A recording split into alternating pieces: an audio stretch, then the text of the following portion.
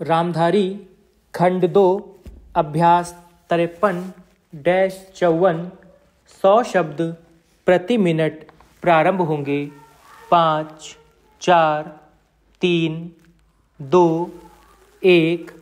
अध्यक्ष महोदय, मैं मानता हूँ कि यदि हम चाहें कि किसी भी भाग को अपनी इच्छा के अनुकूल बना लें तो यह संभव नहीं हो सकता।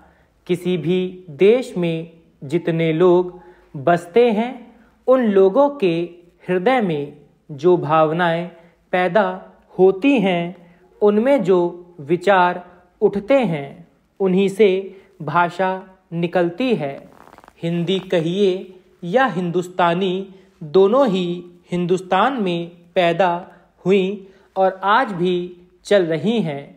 इसलिए मैं सदा से यह बात कहता आया हूँ कि किसी विदेशी शब्द को अपनी भाषा में न घुसने देने का विचार बिल्कुल गलत है। यदि कोई भी जीती जागती भाषा आगे बढ़ रही है, उन्नति कर रही है, तो उसमें बाहर के शब्द आए बिना रह नहीं सकते। यदि आप अंग्रेजी भाषा के किसी भी शब्दकोश को खोलकर देखें तो उसके अंत में 20-25 पृष्ठ परिशिष्ट के जोड़े जाते हैं। उन पृष्ठों में अंग्रेजी भाषा में जो नए नए शब्द आते हैं वे ही दिए जाते हैं। कुछ दिन हुए मुझे चैम्बर्स का एक पुराना शब्दकोश मिल गया। मैंने देखा कि आज का चैम्बर्स शब्दकोश पुराने शब्दकोश से दुगना मोटा था। पिछले 60 वर्षों में जितने नए शब्द लिए गए वे सब नए शब्दकोश में थे।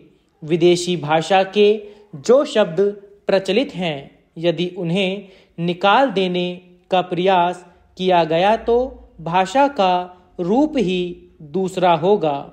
हिंदी वालों का यह प्रयास कि अरबी तथा अंग्रेजी भाषा के शब्द हिंदी में नहीं आने देने चाहिए, उतना ही खतरनाक है जितना उर्दू वालों का यह प्रयास कि उर्दू में केवल अरबी और उर्दू के शब्द रखे जाएं, संस्कृत के नहीं।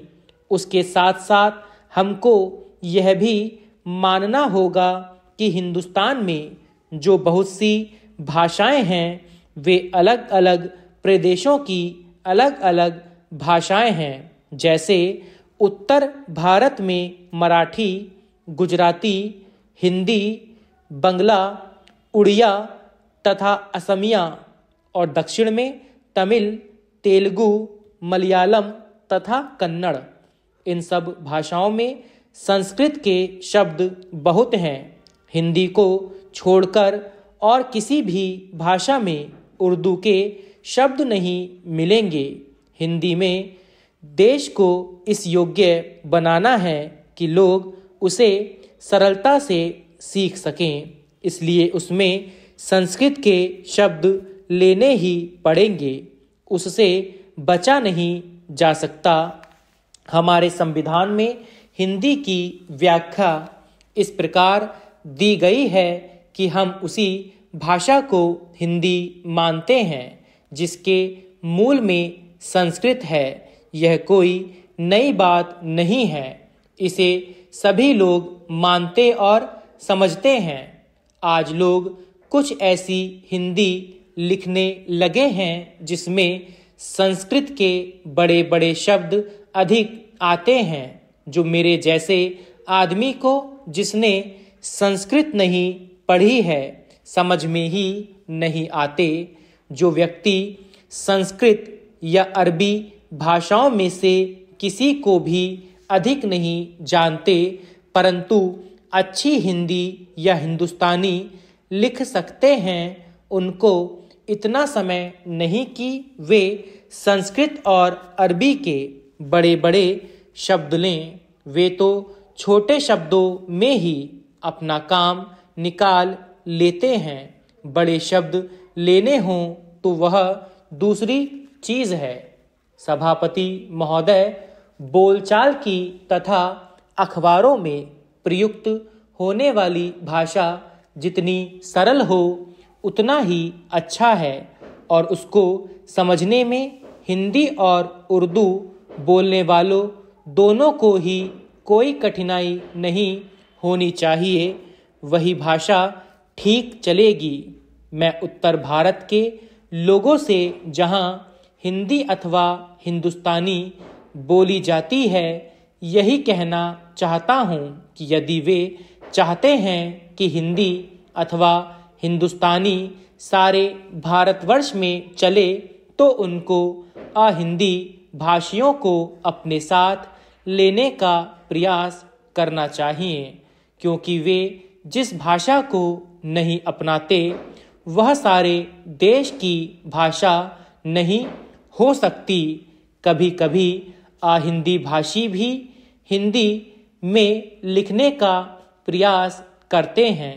यदि उनकी हिंदी के व्याकरण की दृष्टि से जांची जाए तो हिंदी भाषी उसे स्वीकार नहीं करेंगे। मैं उनसे यह भी कहना चाहता हूं कि उन्हें यह समझ लेना चाहिए कि केवल हिंदी भाषा में ही नहीं बल्कि उसके व्याकरण में भी इतना हेर फेर करना पड़ेगा कि दूसरी भाषाओं के मुहावरे हिंदी भाषा में खप सकें। भाषा तभी विकसित हो सकती है। मैं आशा करता हूं कि भाषा के इस प्रश्न को सांप्रदायिक रूप नहीं दिया जाएगा। उसे एक बार सांप्रदायिकता का रूप दे देने पर उसमें से निकलना कठिन हो जाएगा। इसलिए आवश्यकता इस बात की है कि हम इस प्रश्न को सांप्रदायिकता से परे केवल एक भाषा के रूप में देखें और भाषा का अर्थ यह है कि अपनी भावनाओं और अपने विचारों को उसी के द्वारा दूसरों तक पहुंचाया जा सके। यदि राष्ट्रभाषा ऐसी भाषा बना दी गई जिसे कुछ ही लोग समझें तो हमारी समस्या हल नहीं हो सकती। हमें संकीर्ण विचारों से दूर रहना चाहिए। भाषा के संबंध में विचार करते समय किसी एक राज्य की दृष्टि से नहीं बल्कि सारे देश की दृष्टि से विचार करना चाहिए और तभी भाषा को वह रूप प्राप्त होगा जिसका मैंने यहाँ उल्लेख किया है। महात्मा गांधी जी देश में उस भाषा को चलाना चाहते थे जिसे वह कभी हिंदुस्तानी अथवा कभी हिंदी कहते थे। दोनों में कोई अंतर नहीं है। एक दूसरा झगड़ा लिपि के बारे में है। हिंदुस्तानी, अरबी और नागरी दोनों लिपियों में लिखी जाती है। यदि ऐसी भाषा को जिसे सभी लोग समझ सके हम हिंदी कहें या हिंदुस्तानी, उसमें कोई अंतर नहीं। हमारे संविधान ने नागरी लिपि को ही माना है। इसमें जबरदस्ती की गुंजाइश नहीं है। यह खुशी की बात है। मगर हिंदुस्तान में जितने लोग बसते हैं हम उनके विचारों से अवगत होना चाहते हैं। यदि हम उनको समझना चाहते हैं तो हिंदुस्तान की जितनी लिपियां हैं उनको हमें सीखना होगा। दक्षिण वालों ने हिंदी भाषियों से यह शिकायत की है कि वे हिंदी तो सीखते हैं पर हिंदी वाले दक्षिण की भाषा कभी नहीं सीखते। उसी प्रकार उर्दू के अक्षर हम जाने और उर्दू की किताबों से अपना परिचय रखें तो उनसे हमारा संबंध और अधिक घनिष्ठ हो सकता है। सभापति महोदय, स्वतंत्रता प्राप्ति के बाद के सभी दशकों में सरकार ने गरीबी से जूझने की चेष्टा की है। स्टॉप।